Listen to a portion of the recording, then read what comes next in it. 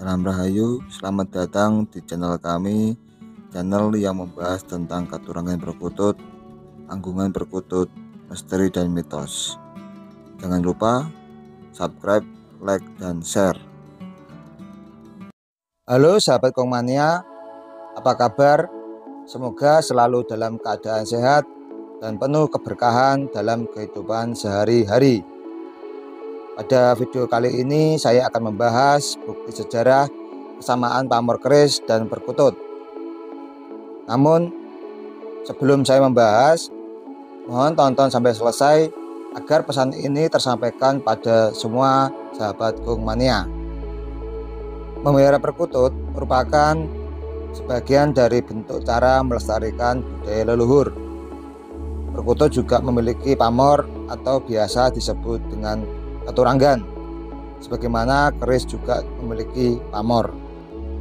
Pamor atau Katuranggan keris dan perkutut juga memiliki kesamaan dalam kasta, memiliki sifat yang sama, dan memiliki kesamaan dalam menayuh dan merawat.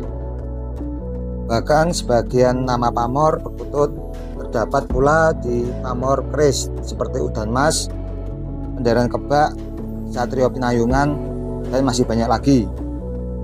Demikian juga tangguh perkutut dan keris memiliki kesamaan dalam penyebutannya sesuai dengan patokan era kerajaan seperti Tangguh Majapahit, Tangguh Tuban, Tangguh Mataram, dan masih banyak kesamaan dalam tangguh. Tangguh di dalam keris merupakan estimasi perkiraan pembuatan di era kerajaan atau bentuk bilah dan bahan pembuatan keris. Tangguh di dalam perkutut merupakan bentuk ciri, ules, atau bahkan suara anggungannya. Menurut para sesepuh, nama pamor keris lebih tua daripada nama pamor perkutut. Tetapi belum ada bukti buku yang menyatakan patokan ini. Masuk akal juga, keris merupakan peninggalan budaya sejak era Jawa kuno atau sebelum Masehi. Estimasi Jawa kuno, keris sudah menjadi bagian budaya saat itu. Katuranggan perkutut diambil sebagian nama keris di era kerajaan Demak, yakni di tahun 1700-an atau di abad 17. Sedangkan sebenarnya leluhur sudah menulis jauh sebelum era kerajaan Mataram kuno atau kerajaan Medang.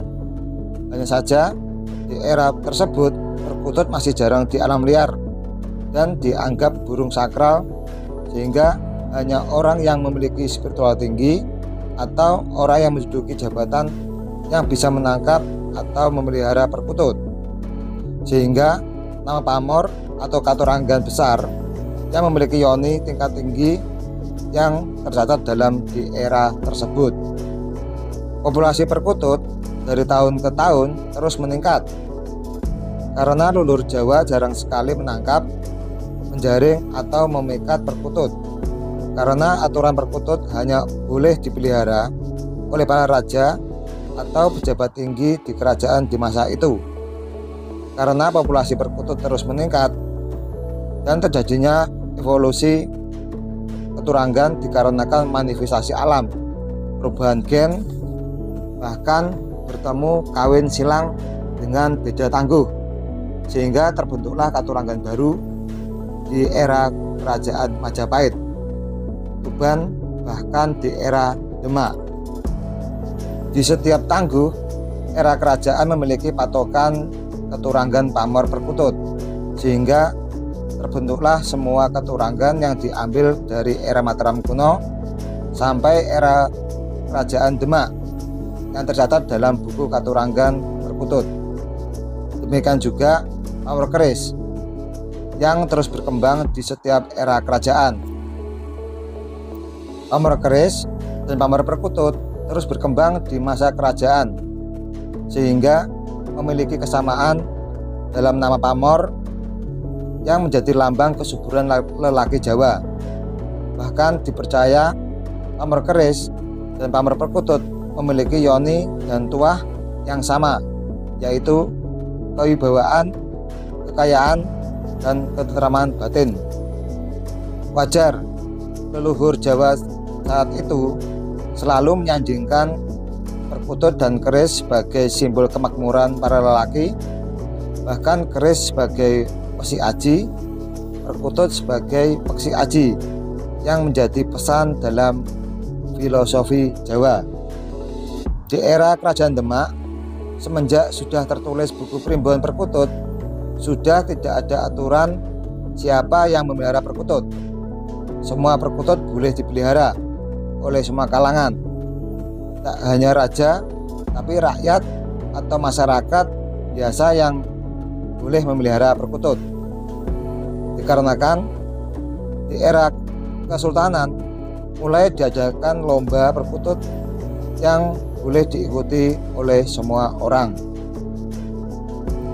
Pada masa penjajahan kolonial Belanda, burung perkutut tidak diperbolehkan untuk diadakan lomba, hanya oleh dilakukan di lingkungan kerajaan saja, karena aturan Belanda yang menggiring rakyat untuk bekerja sama dengan Belanda secara paksa, yang mengambil kekayaan alam untuk dibawa ke negeri Belanda.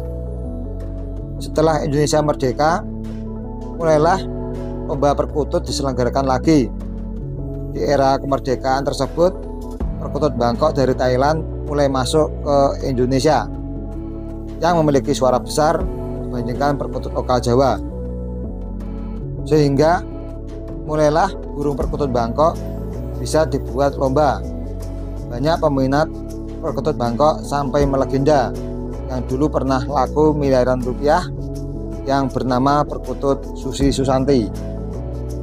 Di masa itu, perkutut lokal Jawa masih ada peminatnya, namun tidak sebanyak perkutut Bangkok untuk dijadikan lomba yang diadakan oleh kerajaan.